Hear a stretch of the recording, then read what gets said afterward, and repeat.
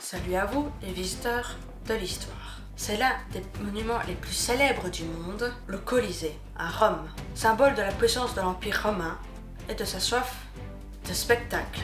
Mais comment ce géant de pierre est né? Et qu'est-ce qui s'y passait vraiment? Voici l'histoire du Colisée.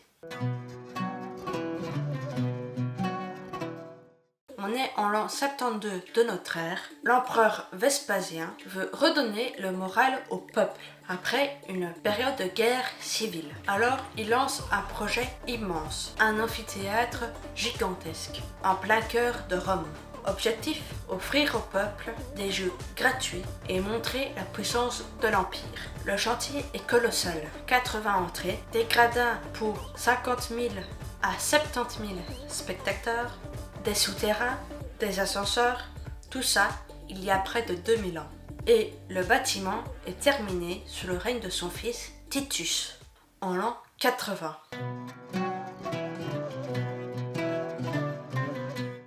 Au Colisée, on vient voir des combats de gladiateurs, des chasses d'animaux exotiques et même des reconstructions de batailles navales. Oui, au début, on pouvait inonder l'arène pour simuler des batailles sur l'eau. Les gladiateurs, ce sont des esclaves, des prisonniers ou même parfois des volontaires qui cherchaient la gloire.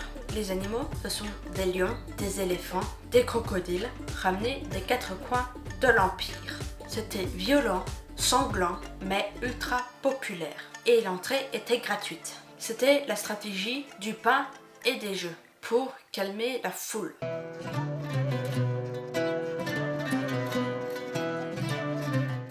Au fil des siècles, l'Empire romain décline, et le Colisée aussi. Il subit des incendies, des tremblements de terre, il est même abandonné, puis transformé en carrière, de pierre, en forteresse et même en église. Mais il n'a jamais disparu. Et à partir de la Renaissance, on commence à le protéger. Aujourd'hui, même abîmé, il reste un symbole fort de Rome et de l'Antiquité.